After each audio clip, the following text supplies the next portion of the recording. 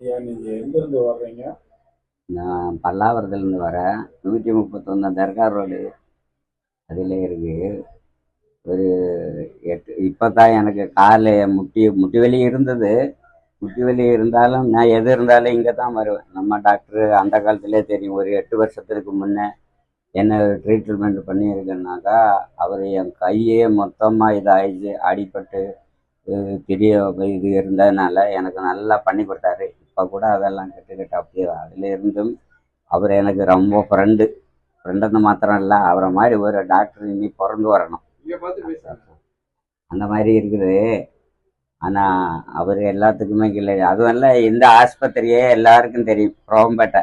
புரோம்பேட்டைனாக்கா அந்த காலத்தில் ஆந்திராவில் தான் இருந்தது புத்தூர் வைத்தியம். அது உண்மையிலே இங்கே தான் இருக்குது.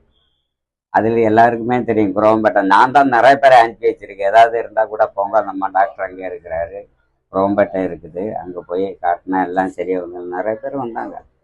அதே போல் இந்த இடம் ரொம்ப ஃபேமஸ்ஸு, எல்லாம் தெரியும் எனக்கு.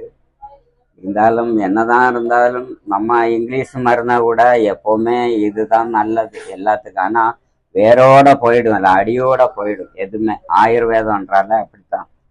உங்க அவ்வளோ. பேர் என்னங்க? என் பேர் வந்து சலீம் அகமது என் பேர். முன்னே எனக்கு தெரியும் இவரை ஏற்கனவே. நான் வந்து ரொம்ப காலம் ஆச்சு.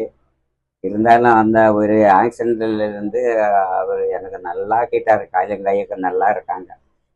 அதனால அவரை தான் மறக்க முடியும். வந்தோடனே கேட்டார் அவர் எங்கே இருக்குது இருக்கு. ஆனால் மேலும் மேலும் அவர் நல்லா இருப்பார். என்னோட துவா செய்கிறேன் அவருக்கு. என் பேர் சலீம் அகமது. அவர் நல்லா இருக்கணும், இந்த ஆஸ்பத்திரியும் நல்லா இருக்கும். அதுவும் எந்த இதுவும் இல்லை. அவ்வளோ பெயர் எடுத்திருக்கு.